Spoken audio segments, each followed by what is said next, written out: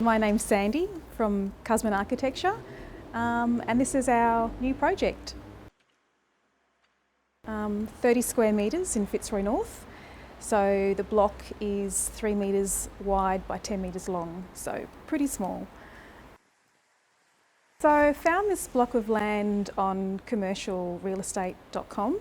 I was just looking for a studio space for myself and came across this block of land, and I couldn't believe it when I saw it. It's pretty rare to find 30 square metres in Fitzroy North. And I got very excited. I realised that the sale was via tender, so you had to put a proposal in. Pretty daunting, especially because when we found it, we only had like 2 days until the tender was due, so it was a pretty quick decision. And we just knew that we could do something. We didn't know what, and so we put the tender in, didn't expect to get it, and were just blown away when we did. So it's pretty exciting. It's not a straightforward site.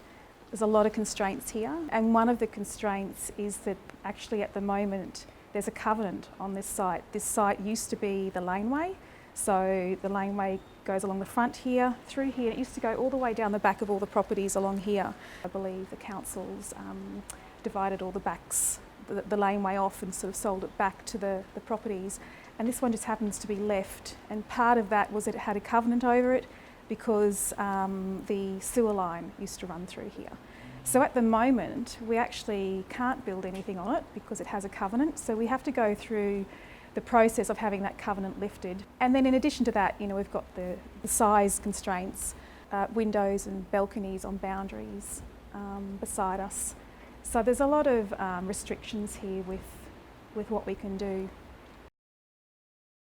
So initially when I saw the site, it was because I was looking for a studio space, and so the first thought was, well, I could build a studio space here.